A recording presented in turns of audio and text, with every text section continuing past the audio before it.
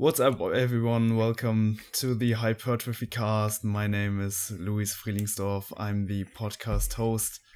And we are joined again by Dr. Eric Helms, who has been on the podcast before. It was in December of 2019.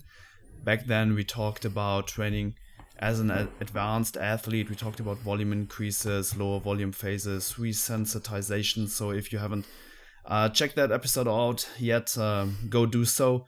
And since then we've met at the WNBF seminar in Munich, and I'm so glad to have you on back here. Eric, how has 2020 been going for you so far? I mean, probably like most people, not great, but all things considered, I think I'm grateful for where I am in the world, with New Zealand being a really good place as far as COVID. But no, it's an honor to be back on. It was good to meet you in Munich, and looking forward to the chat today. Sweet. 2019 you competed in strongman and bodybuilding, and you mentioned in our last conversation that 2020 is like a year where you want to complete the strength sport triangle, so to speak. A competition in strongman, powerlifting, and weightlifting. Any changes to that due to the epidemic, or still yes, the plan? Yeah. No, there was some changes. So I was training for 7 weeks at home with just a barbell and 90 kilos of weight, and the weightlifting comp that I was targeted to do, of course, was canceled. The strongman competition was postponed, and I really could only focus on weightlifting with the only having 90 kilos. And so I made a lot of progress there and kind of wanted to keep focusing on it. So right now the goal is to compete in a weightlifting comp in the first weekend of August, and then potentially do Masters Nationals, because Masters for weightlifting is over 35, not over 40. And that would be in October. And I may have an opportunity to kind of do the trifecta, because there is a November powerlifting comp and then a December. It's actually technically a Highland Games competition. It's like it's run by the same strongman organization. It's called Backyard Highland Games. So it's the kind of thing where I could probably go into it with minimal training, have fun, and I would still technically complete the trifecta. Yeah. But it would be like Highland Games powerlifting and weightlifting. So, I mean, that still counts, but we'll see. Right now, kind of the main focus is weightlifting, and I'm training pretty much just for that, with a little bit of bodybuilding accessory work, not to lose any muscle mass, and non-weightlifting specific muscle groups all the way through October. So, yeah, COVID threw a wrench in the plans, but I'm making lemonade. Highland Games. That's right. Is that in a competition where the competitors wear like these Scottish skirts? Kilts, my friend. Yes. Oh, that's the name.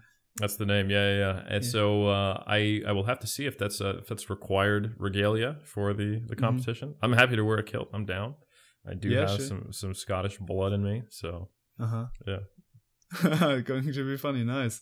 Yeah. Cool. So let's dive right into the topic for today. It will be all around like assessing progress as an hypertrophy athlete. And back in episode 14 we talked about volume increases, and it became pretty clear, please correct me if I'm wrong, that you like to make modifications to your training when progress is not occurring. So ultimately it becomes really important to gauge whether you are progressing or not, and if yes, are you progressing at the appropriate rate, of course, in relation to your level of advancement, your goals, and of course your life circumstances. So if we are just going to take a step back, how would you define progress for an hypertrophy athlete? I mean, at first that may sound like a really simplistic question, but people are, in my opinion, often missing the forest before the trees. What we basically want is muscle growth. And what most people are chasing are basically higher numbers in the gym. And I mean, that's completely reasonable, as we don't have access to an MRI or a DEXA to measure our muscle hypertrophy. So ultimately, training performance becomes one of our most valuable tools in order to identify whether we are building muscle or not, right? That's a very good characterization. It's kind of like it's unfortunate because gauging strength progress is self-evident. You know, if you're lifting heavier weights to get stronger, you're getting stronger because you're lifting heavier weights, you know, and so long as those weights keep getting heavier, you know, you're stronger. But muscle hypertrophy it's the kind of thing where you don't, like you said, you don't have access to an MRI or an ultrasound. So you're basically putting all the ingredients in and hoping that a muscular cake comes out of the oven, you know? Mm. So oftentimes this will look like you want to see some reasonable rate of body weight gain to ensure that you are in a calorie surplus. You tick a bunch of nutritional boxes, you know, protein, meal frequency, a few other things. You tick the recovery boxes, making sure that you're sleeping well enough, you're managing your stress levels, etc. And then, of course, you tick a bunch of training boxes.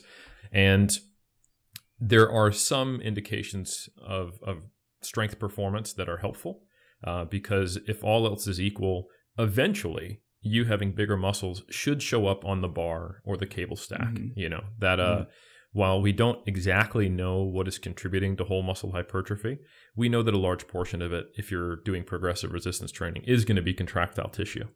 And certainly there are fitness fatigue dynamics. You know, the training you do to get more muscle, which results in strength, also produces fatigue. You know, that's muscle damage, psychological fatigue. There's other types of fatigue. You know, short term in the same session, you can have central fatigue and systemic fatigue. Peripheral fatigue. And all of that can make it a little unclear as to whether or not your strength being suppressed is because you're not growing or whether it's just because you're fatigued. So essentially, you have to figure out what reasonable time frame and what signal to noise ratio would you expect to start seeing some type of strength progress over time. And if that's coinciding with all those other ticked boxes, then that's about the best you can do without an MRI or an ultrasound. Yep, absolutely. I mean, yeah, there are a lot of variables and a lot of things to consider when looking at training performance, as you already mentioned, and we'll dive a little bit deeper into those factors later down the conversation. And I think you always have to distinguish also training progression from just basically working harder in the gym. So if I had to make like a clear definition, it would be something like an increase of a repetition maximum in a movement with a given weight, a given movement quality, and also, as you said, like a fatigue level. And what is interesting is that you don't really have to test your strength every block or push to complete failure in order to know whether you have progress, as you can just see the number of repetitions and the number of reps in reserve you had, and that equates to a repetition maximum with what you basically can compare to previous numbers. Yep. So do you mind if I clarify that a little bit? Sure. Yeah. So essentially, as you progress through being a quote unquote beginner, quote unquote intermediate, quote unquote advanced lifter, which only does not mean how much you lift or how big you are compared to other people. It's all in comparison to where you probably can get in your own genetic limitations. The issue is one of signal to noise, right? So early on in your career, like I remember in the first 6 months of my training, I probably put on 20 pounds of muscle, you know, and I'm 6 foot. So that's not like a huge amount, but every time I trained the same movement, I could do more reps and more load. And I was training hard, you know. So the amount of fatigue that was produced was so much lower in terms of the noise to the signal of me getting stronger. And this changes over time. So there's basically one of two things you can do. You can try to increase the stimulus so you can maintain the same signal as you get more advanced. And we know that basically just doesn't work to the same degree as you were as a novice. You can push it really, really, really freaking hard, and you can get better gains as an intermediate or better gains as an advanced, but they're never going to compare to that kind of earlier stages of your career. And the other thing you can do is simply wait longer, be patient. So the problem with just trying to really, really push it is that now you're generating more fatigue. And you know, for every unit of fatigue you're introducing, the level of stimulus is now getting less and less proportionate. You know, as a novice, you can introduce a little tiny bit of fatigue and it's almost maxing out your stimulus. And then as you become intermediate and advanced, those numbers get a little closer to each other, right? So you're introducing more noise into the system and you have to wait longer, not only because of the noise, but just because of also the limitations of how quickly you can make progress to see those changes. So this is why you have to take different approaches, not just because it's not because there's something fundamentally different about you as an intermediate, advanced, or novice. It's just the rate of progress is different. And the amount of work that you need to do to produce an optimal rate of gains produces slightly more fatigue. But you also get better at managing fatigue. So if you take a too aggressive approach as an intermediate or an advanced, if you're trying to really milk everything, that can come at the cost of having more noise and being less able to diagnose whether or not you're making progress. I can totally relate to that. And throughout my training career, a lot of things have changed.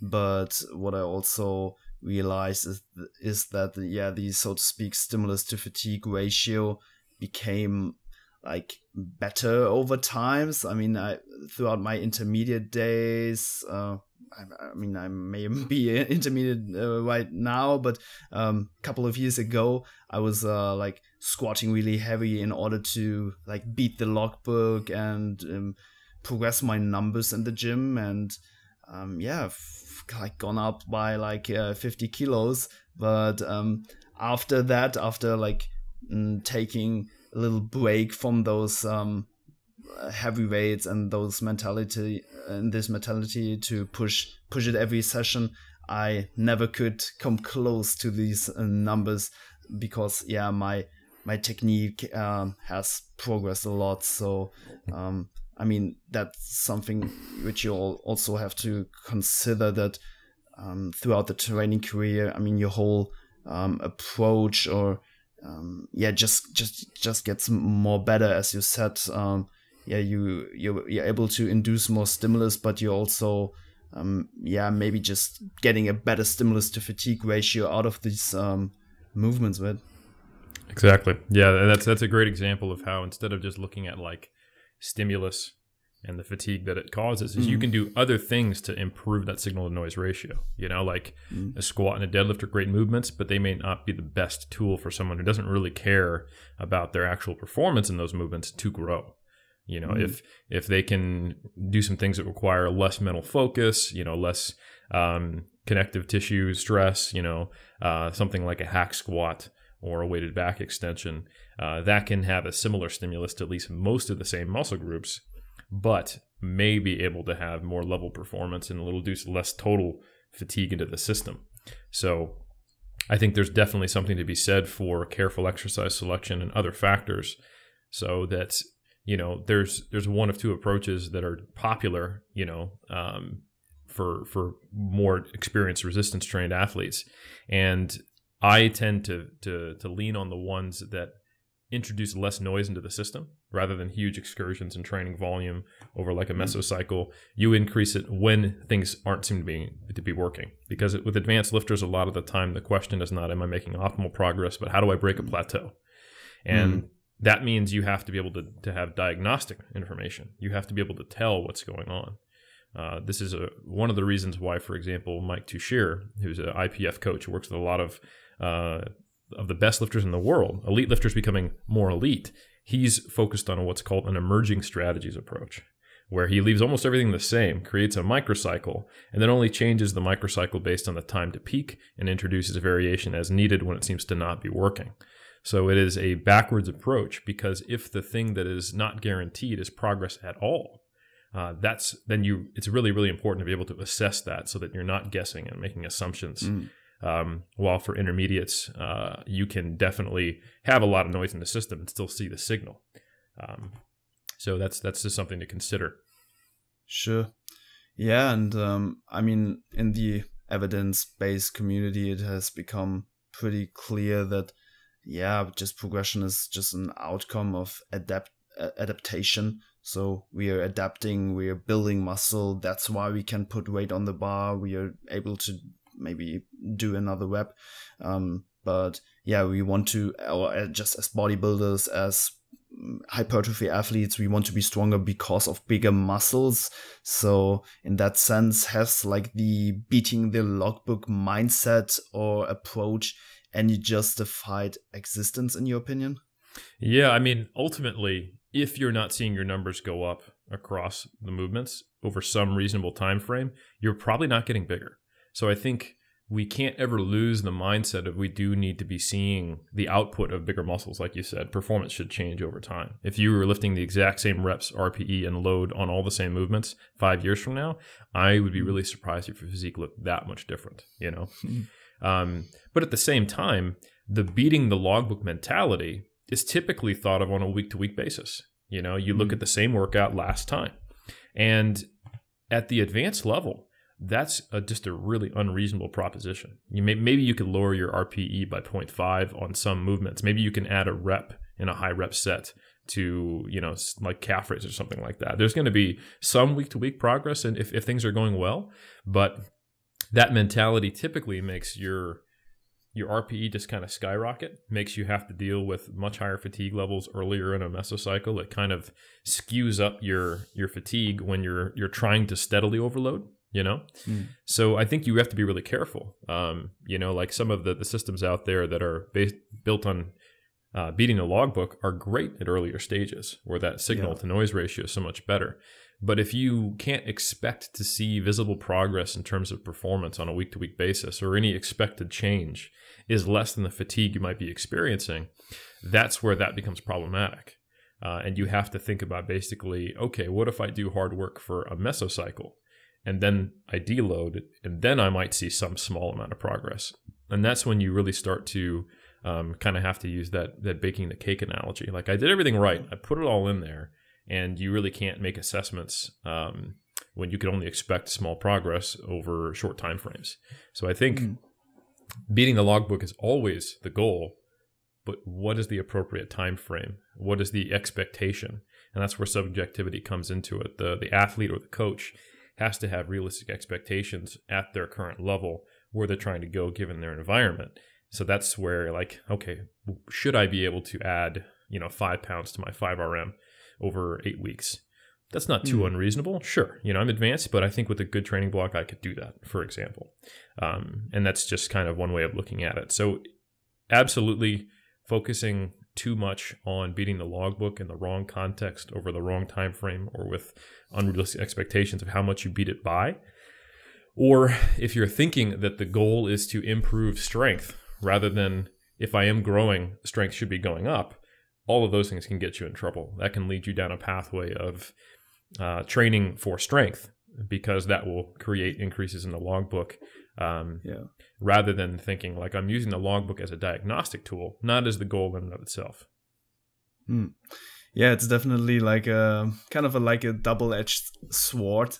If you're maybe like a guy who is usually underdosing it, you're not like mentally so strong that you can push a set to a sufficient relative intensity. Maybe that mindset will get you there someday. I mean, just doing little steps each workout will add up to like a big increase over time. That might be like a good thing for those in quote unquote weaker minded individuals, but for people who are already like giving it all in a set, I mean, that will just not be realistic to beat the logbook every training session, and might just push you over the hump of what would be optimal if you're just already hitting sufficient relative intensities. And what's also what also needs to be considered is, of course, like the training execution, which usually tends to suffer under that mentality. I'm kind of a technique Nazi almost. I'm always giving like the technique a much higher priority than the load or the reps. But what I would like to ask you is whether the quote-unquote best technique always produces the highest amount of stimulus, and if there's a big need for standardizing that technique, or can you maybe let your technique slip here and there in order to move bigger weights? I mean, there are a lot of people who, really like that intensity training approach with a higher absolute intensity. They also push sets close to failure. I'm pretty sure you know Jordan Peters. It's always like really crazy when you see lifts like that. And I'm not, of course, not saying that they are not practicing good technique, but what you often hear is that from these guys, they say, I'll add load now and clean up the technique maybe later. But personally, I would prefer to have the technique dialed in right away at first place. I mean, what do you think? I think probably the most important thing is just reliability, consistency, so that while, again, this is one of those things where you're not a beginner, intermediate, or advanced based on your comparison to other people's capabilities. You know, like Andy Bolton, first time he deadlifted 600 pounds. Was he advanced then? Nope. He was a novice. He's just a freak, you know? So, it's not like if you watch a video of some of the IFBB pros, I'm thinking of like Ronnie Coleman videos from back in the day that I used to watch. You're like, oh man, he's using some body English and it's only a 3/4 rep. He doesn't lock out on his presses, you know, or he kind of stands up on each rep with the T-bar row. It's like a little bit of a hip thrust there. The thing is, though, every rep looks the same. And that's important because, again, it comes back to that signal to noise ratio. If someone is using different technique, if their form changes for them to lift heavier loads, then that is it's removing their ability to have a diagnostic tool. Right now, they can't tell if they're getting stronger because of hypertrophy or because they are using momentum. They are using cheat reps. They've reduced the range of motion, etc. And when you reduce the range of motion, you actually change the mechanical work you're doing, which volume is a proxy for, right? So I think if you're not changing mechanical work, then you know that every set is the same as a set from last week, at least externally. You may experience it differently because of other stuff going on in your life, but the external load remains the same. And then you know that your performance can be compared to prior weeks. So while there probably is some general constraints on what everyone's, form should look like, that's a pretty big general constraint. Like if you have really shitty dorsiflexion, you may be doing 3/4 squats your whole career, and that doesn't matter. But YouTube will hate you, But fortunately, like YouTube isn't a bodybuilding judge 6 months from now. So if you're doing 3/4 squats, that's what you can do safely, comfortably, and with your mobility constraints, and that's what you compare it to. Fantastic, stick with it. Yep. So I do think you probably shouldn't make large sacrifices in consistency of technique to improve your loads. That's basically forgetting why you're trying to improve your loads. Now, you're not trying to get bigger, you're trying to beat the logbook, right? The logbook is a diagnostic tool, in my opinion. Am I progressing? Am I inducing sufficient overload over what is a reasonable time span for my level of experience?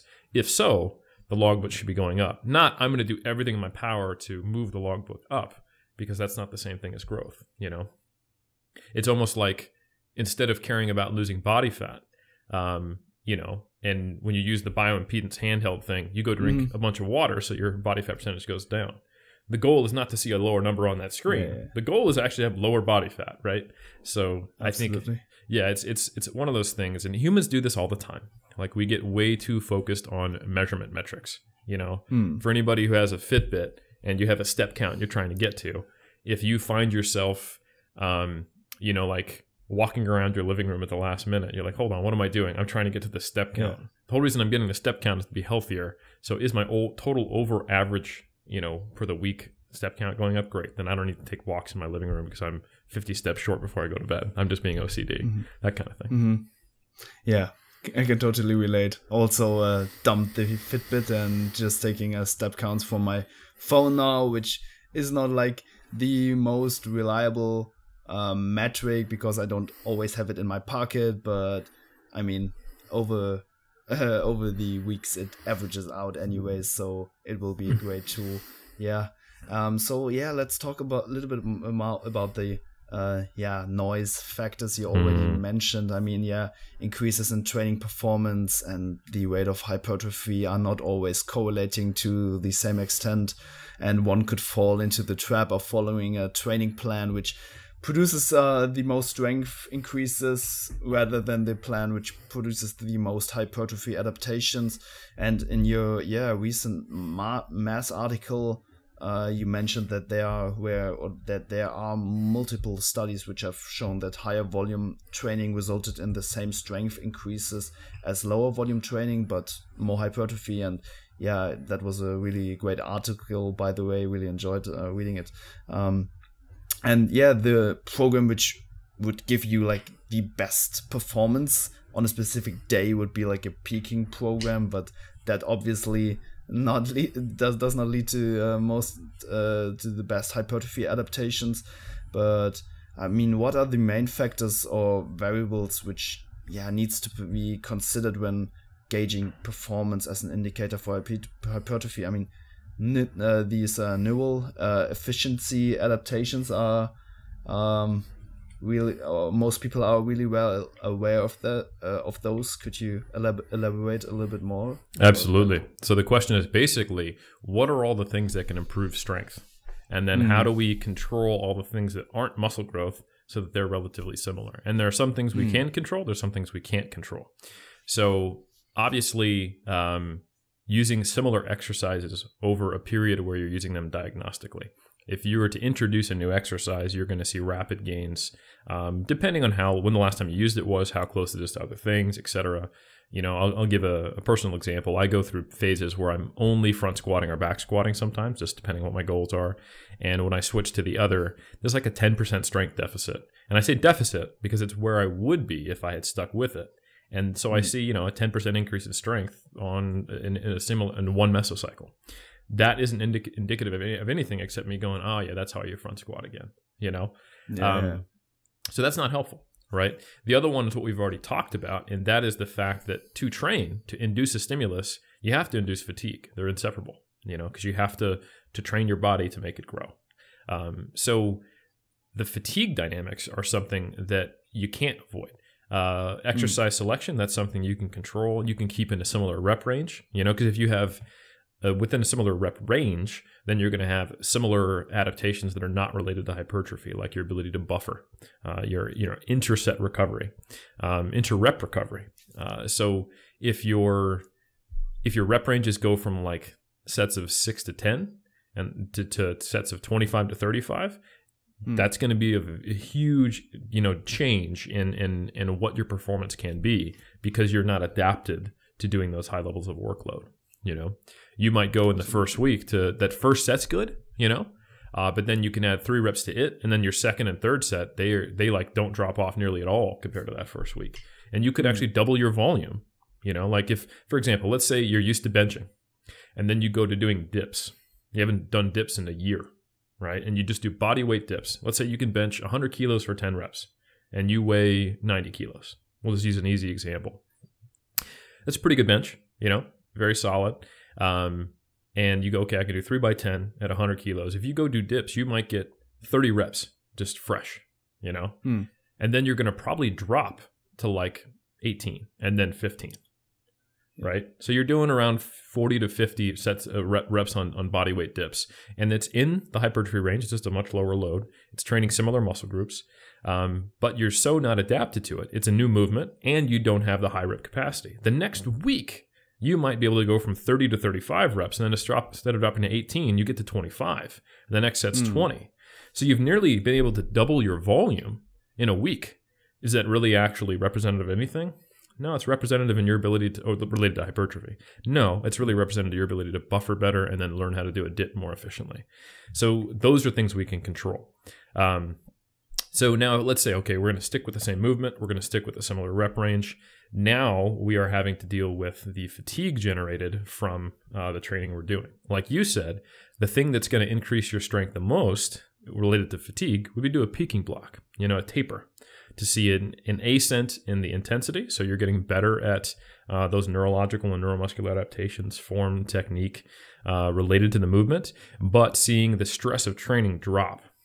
And that's why tapers work. And that's why linear periodization works as far as increasing strength at a given point in time. And I think this is something that a lot of people have probably experienced once or twice if they just go from program to program, especially when they hit that intermediate stall point.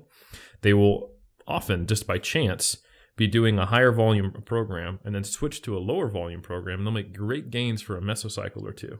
And it's basically them not inducing enough of a stimulus to make much progress, but inducing a more specific stimulus, a higher intensity, at a much lower total volume. So they make some neurological gains and they dump a bunch of fatigue. And over those 2 mesocycles, it works fantastically. Then it tapers off.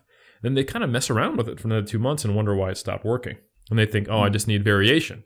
No, you don't need variation. You stopped doing enough and you dumped a bunch of fatigue and you found out what your actual relatively fresh capacity is, and you got better at those movements because you started lifting heavier, and the way you're testing yourself is with heavy lifting. So that's a really common dynamic. I actually myself, for everything that I even knew at the time, in 2011 and 2010, I switched to a very powerlifting, slightly modified for bodybuilding approach, and I got stuck there for around a year of training that way, just because the first 2 mesocycles motivated me so much. I thought I'd found the golden goose, and when it stopped, laying golden eggs, I couldn't figure out why. And it's because I went from a high volume approach to a high intensity, low volume approach that was, and I started testing my 1 to 3 RMs, So, yeah. And I that started a plateau on my bench press that lasted multiple years. So I think it's easy to get caught up in that. And, so essentially the answer to your question, what do? Is you have to make sure that you're having some way to manage fatigue. So this involves some form of periodization, which could be deloads followed by intro weeks. And I'll discuss what those are in a second. And that you have consistent enough exercise selection on the more skilled movements so that you're not losing and regaining some level of technical and neuromuscular adaptations and staying within a similar rep range. So, for example, what that might look like is, you stick with a core handful of compound movements, and you can have variation in your isolation movements because I can come back to a push down anytime and I've pretty much lost no strength, even if I haven't done it in 2 months. But let's say we're just for ease of communication, let's say we're sticking with, a squat, bench, overhead press, and a deadlift. Why not? I'm not saying they're the best movements. It's just an easy thing people to conceptualize in terms of numbers. You might do a block where you're training in the 6 to 10 rep range, and then you might do a block where you're training in the 10 to 15 rep range. There's variation there. There's differences. You could probably argue that that's a good change in stimulus just on hypothetical grounds, but they're close enough that it shouldn't be totally different, especially after a week or 2. You're sticking with the same movements. Sure, you swapped out cable curls to dumbbell curls, no big deal. But on your big tester lifts that represent your total kind of stimulus, or I should say the total hypertrophy, those are kind of your testers. Then you can track, like you said, RPE and reps and see whether or not you're progressing over time. And most importantly, you want to look at your performance as you move into the beginning of the next mesocycle, after you've deloaded, maybe after an intro week. You may go through the first mesocycle and you go, you know what, I didn't feel like that was that challenging. I'm very well subjectively recovered and I made okay progress, but nothing exciting. So I'll do a deload and then I'll do an intro week where I kind of ramp up the volume over a couple weeks, moving into the next block where I'm testing out a higher volume and to see how I do after that block, whether I make progress, and then the beginning of the next mesocycle. So that's essentially how you deal with it. And that example I gave is kind of like a late stage intermediate where they're expecting to see some positive change over a mesocycle. Every 4 weeks, can I add 5 pounds to my 10 rep max or something like that? Yeah, you took away a lot of great points. The fatigue levels are really relevant, and that's what what I'm observing when working with clients a lot, especially with those guys who are a little bit more advanced. They usually rarely I see big jumps within a mesocycle just because of those rising fatigue levels. It's more like after we took the deload, we reduced the fatigue, we were holding on to our fitness levels, we see that net improvements in performance. And yeah, in that sense, you're often maybe progressing without progressing on paper, because fatigue levels are just masking your adaptations. Yep. And regarding the neural efficiency, you mentioned like the higher rep range and the buffering which happens there. What you usually tend to hear is that, especially in those lower rep ranges, those neural efficiency might have a bigger impact on the like total amount of weight. I mean, you see those incredible power lifters who don't have the most muscle mass but are incredibly strong. How does it play out in the different rep ranges? Maybe even the lower rep ranges. Yeah, so I mean, it all trickles down, but essentially the further you get away from a 1RM, the less neural efficiency is directly contributing to it.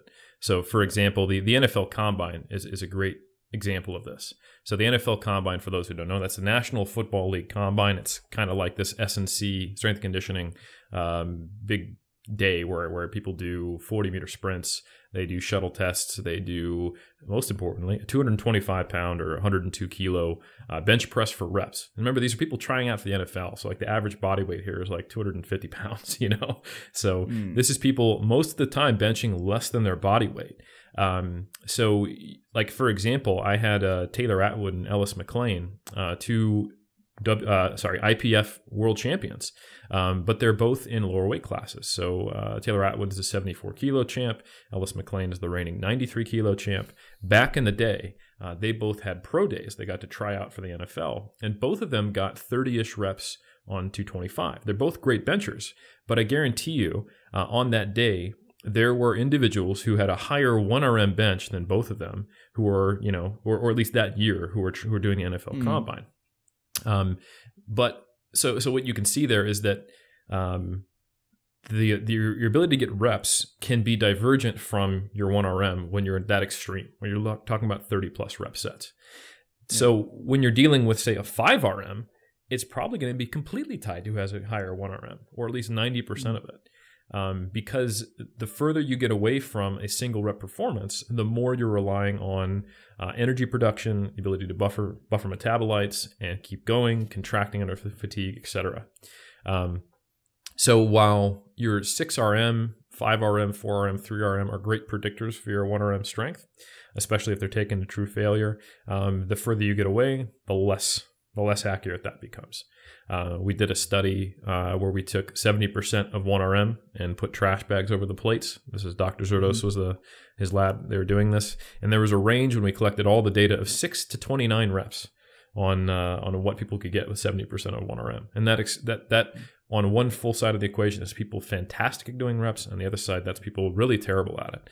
And there's a lot more that goes into it than just buffering. Limb length can play into it. Muscle architecture, pain, technique breakdown, mental focus, substrate availability, perhaps what you ate that day, et cetera, et cetera, et cetera. And we even see that volume and strength, they recover your ability to produce volume and your 1RM strength recover at slightly different time courses when you fatigue those specific performance capabilities, if you look at research. So I think it's really important to compare like to like. A lot of the powerlifters you're talking about, they have so much time under the bar to be able to move those loads the way they do. They've dialed in their technique, and they have a lot of not only just neural efficiency, but they have a lot of other adaptations that are not hypertrophy that contribute to that. So connective tissue adaptations, both intramuscularly and actually to the skeleton. Things like force transference within the muscle. So, focal adhesions, lateral force transmission, the Titin molecule adapting inside the muscle. There's a whole lot going on that contributes to the efficiency of force production and passive contribution of force when you're going through a stretch shortening cycle, coming out of the hole of a bench, of a squat, coming off the chest of a bench, etc.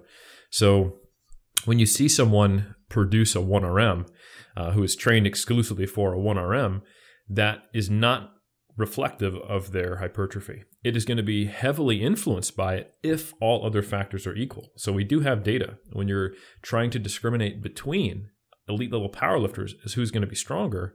More muscle thickness predicts it quite well. But when you start to compare between people who are not elite level powerlifters, the amount of variation in their strength levels is less and less and less explained by hypertrophy. And if you look at novices, or like say elderly individuals, we're looking at explaining 1 to 3% over like the first 8 weeks of training. It's almost completely unrelated to muscle mass change. But if you take someone after the first, say, 6 weeks, where we think that those technical and neurological efficiency, and even a novice is predominating their strength, now we're looking at explaining more like 20%. And then there's data on more advanced lifters, and it's explaining more like 20, 30, 40, 50% of the variation. So it's essentially that the more variables you control, the more things that have only a small capacity for change within the training paradigm you have, the more you can expect changes in strength to be related to changes in muscle size. Absolutely. Yeah, I think, just overall standardization, not only in a training technique, is just might be really helpful in order just to know where you're going and how fast, of course. What would be like really interesting is just doing dedicated, or what people may think is a good ways to do like dedicated strength phases in order to get stronger, and after that to produce more force and maybe to get more hypertrophy out of that. But as you already mentioned in the beginning of the conversation, the goal is not really to be strong, but to get stronger due to more muscle mass, right? Yep. And one thing I would like to clarify is that if you see a powerlifter who has increased their total for the last 10 years steadily, that is absolutely a huge contributor from muscle growth. But is it necessarily the most efficient way to grow muscle for them? I would say it's the most efficient way for that process of increasing their 1RMs. But each time they're getting on the platform, they're going through a peaking cycle. They're also forced to use the squat, the bench, and the deadlift, which are not necessarily the greatest exercises to build every single muscle that contributes to them, but they are the greatest exercises to build the specific muscles that contribute to them, right? Absolutely. So they are probably pretty close to what is the most efficient process to increase their total over time. But you could skip some of those peaking cycles, choose less demanding exercises, not go through the more intensity-driven processes, which are less stimulative for hypertrophy and more stimulative for all those other things that are specific to moving heavy loads. And that total time would accumulate over time, where you might see a bodybuilder who trained, let's say, more in a power building style, but let's say they did, an RDL, they did an incline press, and they did, a hack squat or something like that. They would probably not have increased their 1RMs as much, but have more muscle mass. And if you put them through a peaking block and put them through a dedicated strength block, they would see a big jump up in strength. So it comes down to being almost an opportunity cost in the end. Absolutely, if you are a power lifter and you're not training for hypertrophy, you're going to see a plateau in strength pretty early. You have to train for hypertrophy as a power lifter, but you also have to make sure that you're a technician. You also have to make sure that you get all of the other adaptations that you might not get from doing a 20 rep set on leg press to be able to squat a new 1RM on the platform. So there's a ton of overlap, don't get me wrong. And training for strength includes training for hypertrophy. And training for hypertrophy will result in increases in strength. So I think you can't really go wrong if you're focusing on strength. Like if you're trying to beat the logbook and you succeed in that, you might have introduced way more fatigue. You might have risked an injury here or there. You might have blown your mesocycle because in week 2 you were hitting failure. But if you somehow succeeded in the logbook getting beaten over the course of a year, you did enough right to grow.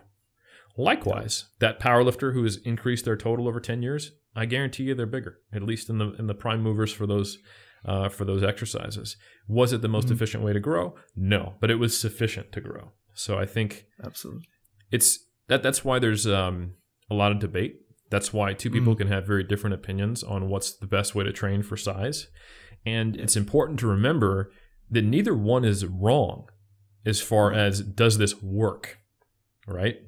They both obviously work. People are getting bigger. The question is, can we make it work better? And that's where we want to make sure that we have the ability to have diagnostic tools.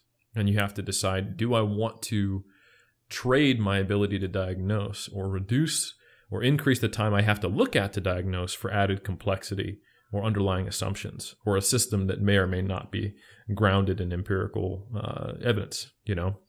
Do I want to have huge excursions in volume over a single mesocycle that introduces a lot of fatigue, but theoretically is better at the cost of being unable to really assess until a mesocycle or two is over?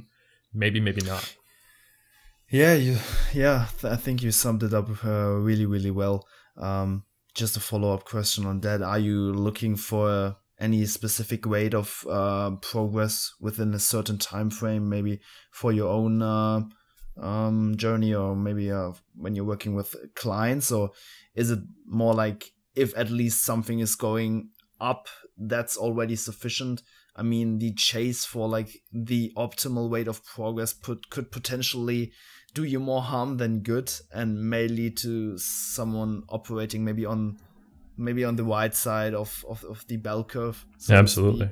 Yeah, and you like the grass is greener analogy.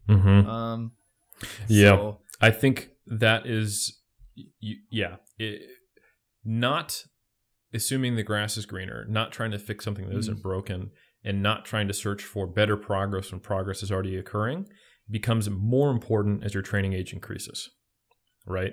So I'll use myself as an example. I am an advanced lifter by only the metric that matters compared to myself, right?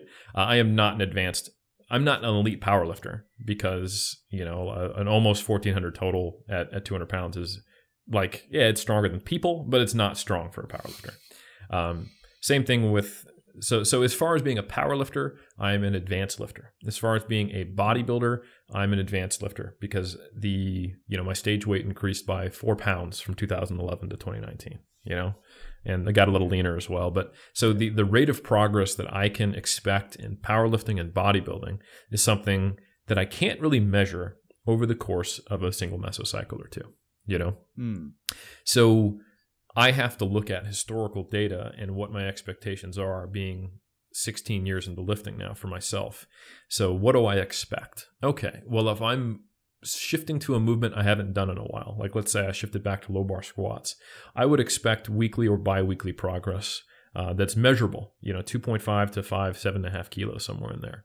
Once I have gotten back to where I was, at this point, now I'm expecting changes in maybe multi-mesocycle periods. So let's say I'm training for powerlifting. I would run a volume block to try to get that muscle mass, right? And then and to get that repeated skill and to build the work capacity to train for the next phase, which would be an intensity block, where I would be more specific, lower the total volume, see some fatigue dump off and get more specific adaptations, and then I would taper and either compete or test. That might be a 9 to 10 week period, right? Maybe 12. So I would expect to see some change, positive change on the bar over 12 weeks. But any change, 2.5 to 7.5 kilos again, 7.5 would be amazing. 2.5 would be more along what I was expecting. And across all 3 lifts, if I didn't see any change in any of my 3 lifts over a 12-week block, I'd be like, that wasn't, I did something wrong there. Something was off. Or maybe I had a bad testing day, etc. So that's the kind of calculus I use as an advanced lifter. When I'm coaching someone who is a novice, I have to use my experience, published data, and when I say experience, like working with a couple hundred people, being a personal trainer with people off the street who never lifted before, and kind of knowing the difference between a novice bodybuilder and like I've never trained before, because they're very different. Sure. Yeah, so kind of the way I look at it is if you can make microcycle-based differences, you're still a novice. If we keep everything the same, your form's consistent, exercise is consistent, rep ranges are consistent, volumes are within a span, but could be increasing or decreasing, whatever the goal of the block is. I should be able to see some either rep or small load improvement or a decrease in RPE if things are reasonably similar microcycle to microcycle. If you are more in the intermediate range, I'm expecting that, mesocycle to mesocycle. Like, so let's say we're running 3 weeks deload, 3 weeks deload. Basically, when I compare week 1 to week 1 of the next mesocycle, there should probably be an improvement or a drop in RPE or an increase in load, because that's, in both cases, you're fresh. So you're comparing fresh to fresh, right? Yep. And then for an advanced lifter, I'm expecting that to occur over a string of successive mesocycles that are probably built together for a strength athlete, but might be quite homogeneous for a bodybuilder. I'm not going to necessarily run something that a powerlifter would consider an intensity cycle for a bodybuilder. I might go from like 12 to 15 reps to 6 to 10, but I'm not doing singles at 8 RPE, leading up to a taper or something like that. So I think that's a decent way of conceptualizing what's appropriate, is thinking of microcycle, mesocycle, string of mesocycles for what you could expect to see modifications on for strength. Absolutely. Definitely. Yeah, I agree. And I think what often gets undervalued is that an increase in reps is often a really high how do you say it, relative increase. I mean, if you're increasing your reps from 6 to 7 with a given weight, that's an increase of almost 17%. I mean, that's a lot. And I mean, when you're training for hypertrophy, you have to build a lot of muscle that increase is going to happen, and you're not going to see that like each week, maybe not each mesocycle at a certain stage. So yeah, it basically comes down to trusting the process, so to speak, at a certain level of development. And I think what helps in that sense, because I mean, everyone has always like the fear of missing out, and yeah, they think the grass might be greener if we would do something else. But if you're like getting some sort of progress, maybe even throughout a macro cycle, so consecutive mesocycles, and you're like craving a deload once in a while at least, you can basically make sure that you're not underdosing volume a lot, right? Absolutely. I think it's really important to know when should you be comparing yourself to yourself, So when you're first lifting, if you're doing the same movement and you're not like hurt, underslept, something's a little weird, it should be a little bit better than last time. A rep, an RPE point down, 2.5 kilos on the bar more. And then, when that's no longer possible, you've officially become an intermediate. Now you just to compare the beginning of the block to the beginning of last block, which typically occur after, a lower volume phase or just a deload, whatever you might call it. And then, like you said, for the advanced lifter, that's when you have to let it bake a little more. You have to trust the process. You have to construct a plan which is going to be built on a lot of your specific issues. By the time you're an advanced lifter, you'll probably have a few aches and pains, niggles. You'll have discovered which mobility restrictions do and don't work for you. You'll know how your life interacts with your training, because your training's become a part of your life. Like certain phases of your work, your job, or your school, or something like that. So you'll have a more complex process built in. And how much fatigue you generate from doing certain things and how you work around it. You'll have a much more individualized approach, and you'll know, like, I have to really invest in this process for a while. And it's most of the auto-regulation and tracking and paying attention comes down to just making sure that what the intended plan is that matching up with reality. Like, this is supposed to be a moderate stress phase. What is my session RPE afterwards? What is my perceived readiness after my warm-up sets as I go into this? What are my RPEs in general post-set? And if those are too high or too low, then you can make some adjustments on the fly to make sure that phase is producing the appropriate amount of stimulus. Not necessarily, am I progressing at this phase? You kind of have to wait on the actual progress until some time's passed. And like you said about the bell curve, we know that there is a cost to doing too much. Not only does the fatigue create more noise, which has been the main critique I've had of having large excursions and stimulus, right, is that now you're introducing more noise into the system. But also, you can slow down your rate of progress. There are studies where we look at not greatly trained lifters, but reasonably trained lifters where doing more volume didn't produce more hypertrophy or more strength, and sometimes produces slower or lower. It's not as common. In general, if you take a group of people and you increase their volume, you're probably going to see, I'd say maybe 60% chance, just with a random sample of people. And if you're in the range of like 10 to 20 sets, if you give people one group 10 and one group 15, you have a decent chance of seeing the 15 rep set group get more strength and hypertrophy.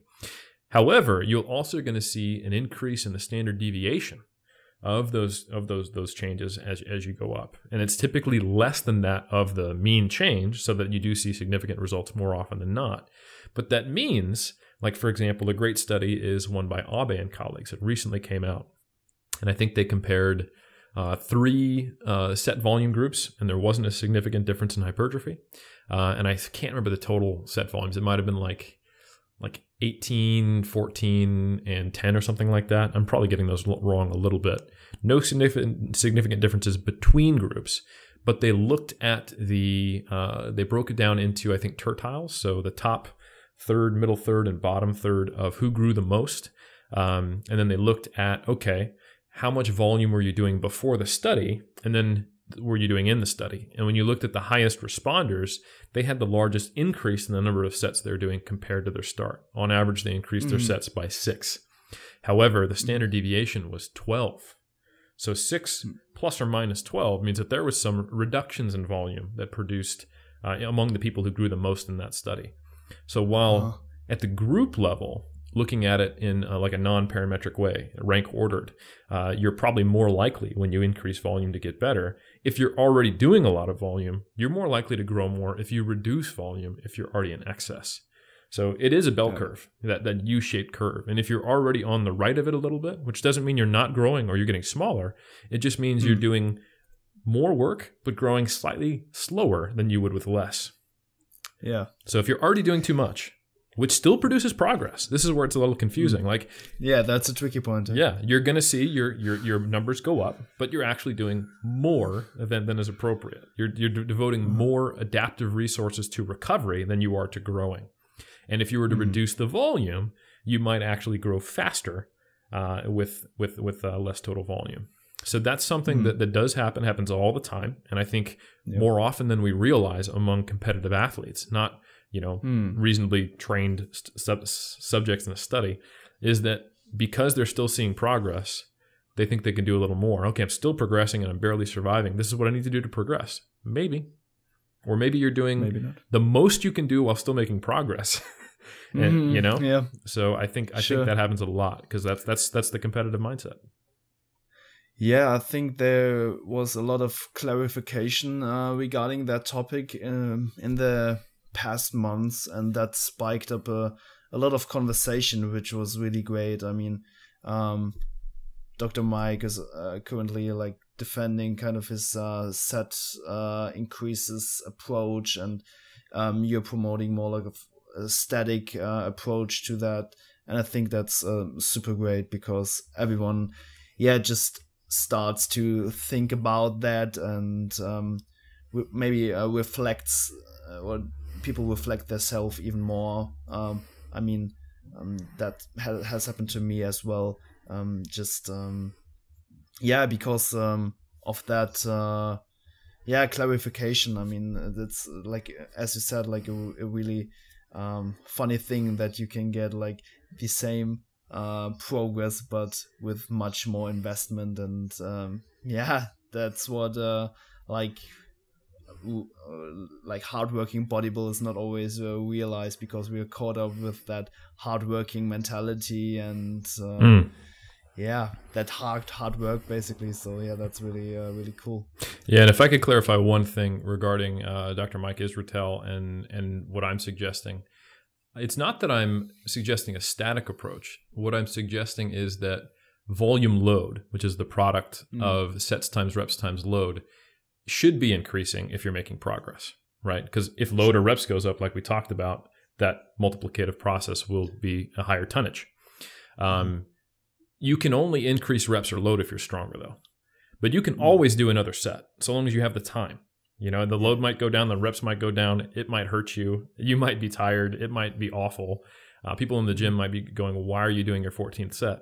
But you can always increase volume load by adding a set, but it's not reflective necessarily of your ability to do more volume via enhanced strength from hypertrophy. It's reflective of your decision to spend more time in the gym, you know? Yep. So my recommendation is that sets certainly can increase in a mesocycle, but large changes in sets in a mesocycle introduces more of a noise in that signal-to-noise ratio.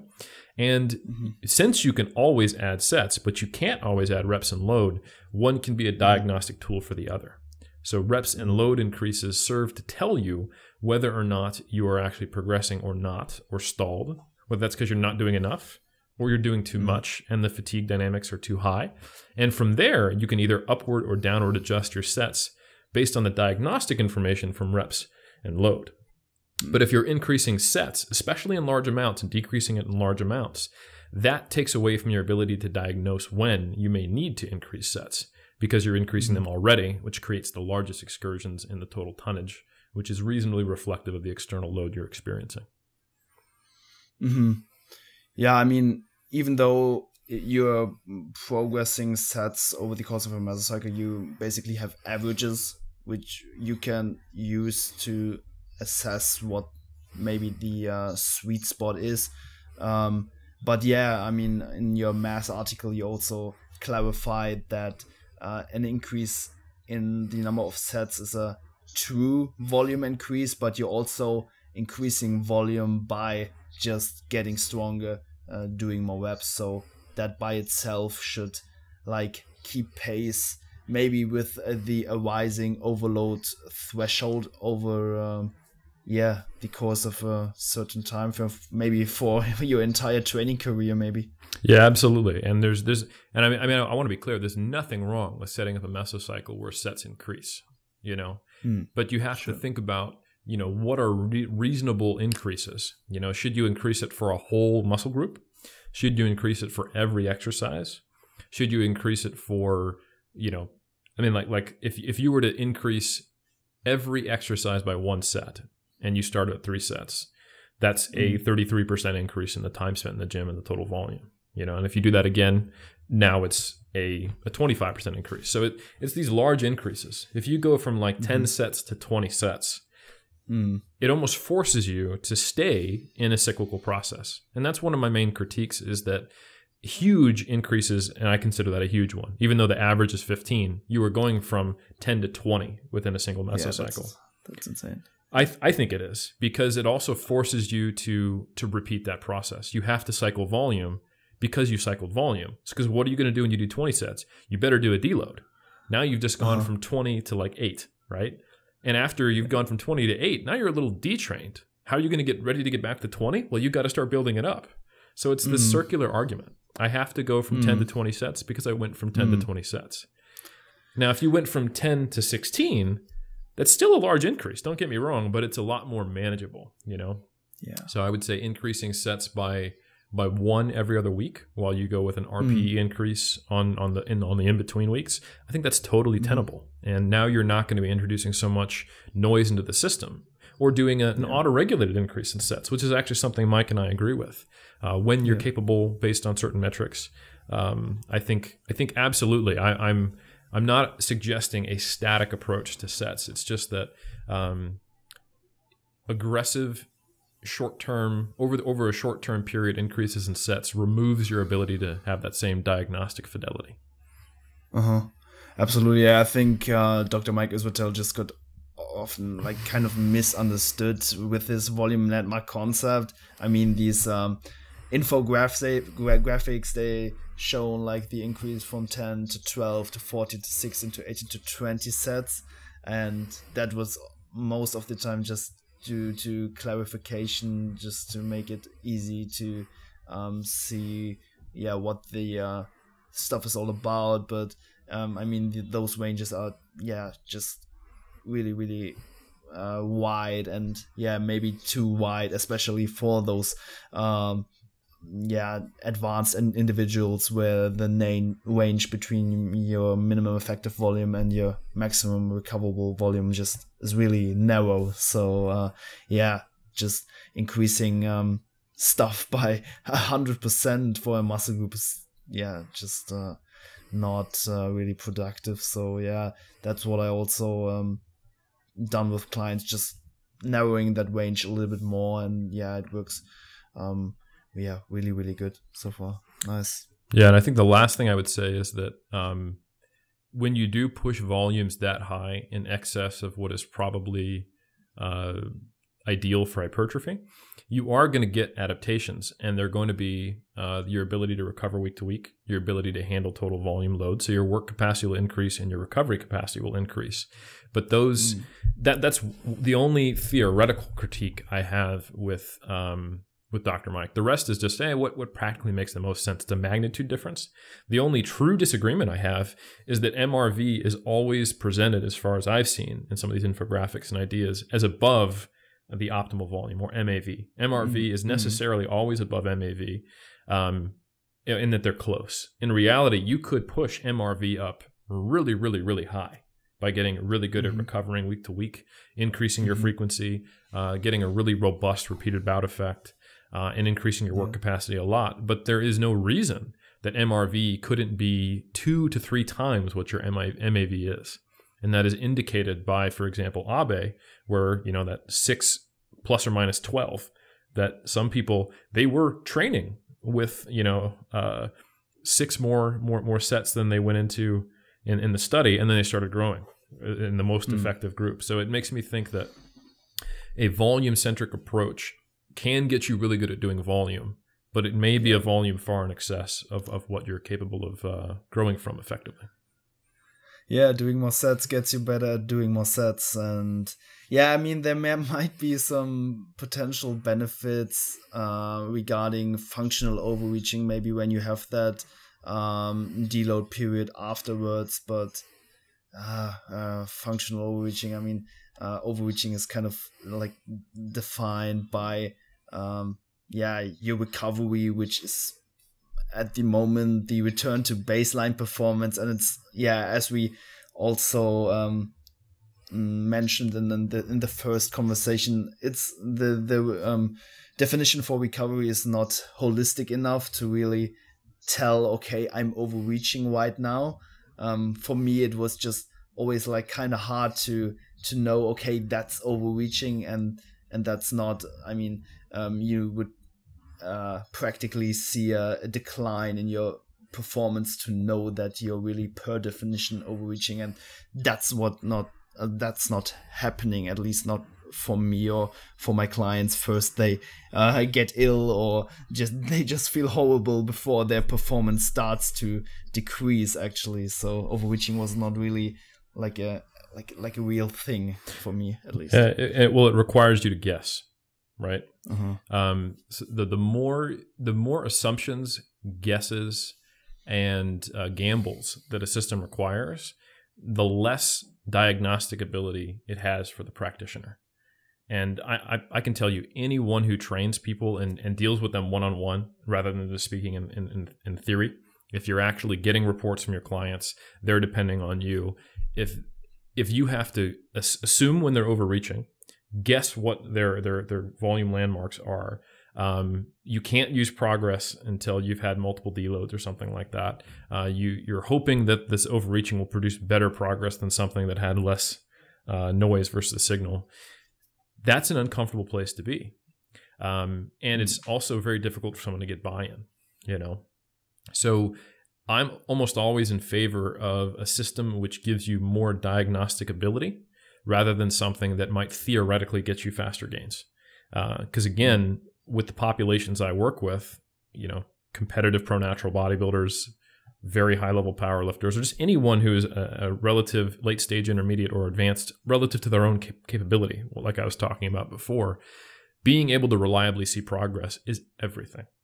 If I can see your total going up, if we can see your physique improve over time, that's what matters, you know? So if I can go, right, we have seen improvements across the board for this bodybuilder in their 6 to 8 rep range on their core lifts, that's what I want. Not going, well, they might have overreached and this could be a fitness fatigue dynamic and maybe next time after the deload. Like, so I think the cleaner the system is, the more you can know whether it's working. That is psychologically very helpful, and it's very helpful for the practitioner as well to have confidence and to be able to assess the efficacy of what they're doing. Awesome. Hey, Eric, I think we summed up a lot of great points, and that will definitely help the people to like clear the fog around their training performance and see a little bit more clearly and identify whether they're growing or they're just like ramping up their numbers just for the sake of it. And I think that was a really great discussion. So any final words regarding that topic? Something? No, I think the main thing I would just advise people is to don't stray towards black and white thinking. This is not a question of whether increasing sets in a mesocycle is good or bad. It's a question of what's a reasonable increase of sets in a mesocycle. What is the cost to increasing sets in a mesocycle, and to what degree? And how can I tell if I'm actually progressing? So these are the questions we need to ask. You know, is my ability to recover and produce work the same as my ability to grow? Could the system I'm following be increasing one of those and not the one I want, at the expense of the other? So that's basically the final words I have. Awesome. Thank you so much for taking the time. Same as last time, I will link the 3D Muscle Journey website, your podcast with Omar, the Iron Culture podcast, and of course the Mass Research Review in the show notes. So everyone can check that out. Any other stuff you want to plug? Anything which is coming on currently, or is it? No, that's good, man. That's good. That's plenty. I always appreciate the shout out, man. Of course. So at the end of each episode, we want to put a track on our Spotify playlist, which is called Hypertrophy Cast Playlist. Last time you gave us 3 excellent songs from your favorite playlist. So any new song which you may have listened to during quarantine, or? Oh man, what I've been listening to lately. Was training at home with my wife during quarantine, so we were playing a lot of like funk. Nice. So I don't remember the specific songs, but anything by the Gap Band is typically great. If you like funky workouts. So yeah. The Gap Band? The Gap Band. The Gap Band. Okay, I'm gonna note that. I'm just gonna listen through their 5 most popular songs and just gonna pick one of those. Can't go wrong. Nice. Okay, I'm gonna put Through the Fire and the Flames from Dragon Force on the playlist. I'm not sure whether you know this. Really great. No, you can definitely go listen to it. I know it from Guitar Hero. Oh, okay, sure, game? Yeah, for sure. It was one of the hardest songs to beat back then. A friend of mine, he was like ridiculous in that game, and I watched him play, and this song is dope as well. So that sparked a lot of childhood emotions. So I'm gonna put that on the playlist. Definitely give that a listen. I'm pretty sure you're gonna like it. It's pretty cool. So cool. Yeah, Eric. Hey, thanks so much for coming on. My pleasure, man. Great week, and talk to you soon, man. You too, buddy.